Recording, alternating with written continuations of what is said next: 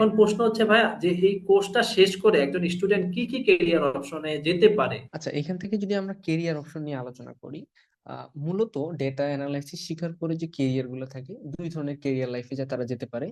একটা হচ্ছে তারা যদি চায় যে তারা রিসার্চার হবে, তো তারা রিসার্চ সেগমেন্টটাতে তারা চলে যেতে পারে। এটা একটা বড় সুযোগ বলা যায় রিসার্চের ক্ষেত্রে।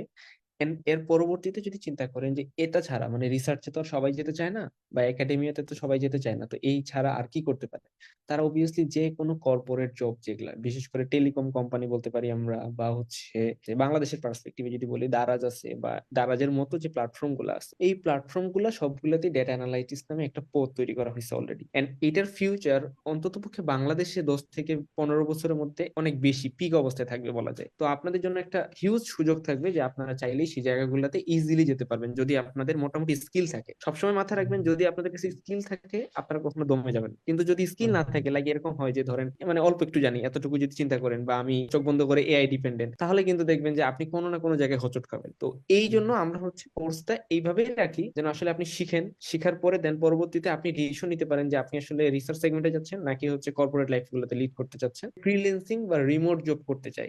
রিমোট জবের ক্ষেত্রে তো যেটা হয় যে হচ্ছে ইউরোপিয়ান কান্ট্রি বা ওয়েস্টার্ন কান্ট্রি যেগুলো আছে, ওদের হচ্ছে অনেক সময় তারা রিমোট জব করানোর একটা অফার করে থাকে। তো সেই টাইপের কোনো জবে যদি আপনারা যেতে চান, ধরেন আপনি যে প্রজেক্ট সহ আপনার যে সিভিটা, তারা সবসময় প্রজেক্ট ডিমান্ড করে আসলে, কারণ তারা আপনার যে স্কিল আছে এই স্কিলটা প্রুফ দেওয়ার লাগে। আপনি নন একাডেমি থেকে করছেন, বা হচ্ছে অন্য কোনো খুবই ভালো, ধরেন হচ্ছে একদম ওয়ার্ল্ডের বেস্ট কোনো প্ল্যাটফর্ম থেকে করছেন কোর্স, এই সার্টিফিকেটের থেকে ওদের কাছে বেশি ডিমান্ড থাকে হচ্ছে আপনি আসলে কি স্কিল অর্জন করছেন সেই স্কিলের প্রুফটা। যে প্রুফটা মূলত আমরা নন একাডেমি থেকে চেষ্টা করি যে আপনারা যেন আসলে আসলেই যে আপনার স্কিল সেটার প্রুফটা আপনাদের থাকে। তো এই জিনিসটা যখন আপনি শো করবেন, তখন দেখা যাবে যে রিমোট জব গুলো পাওয়ার চান্সটা আপনার বেশি থাকে।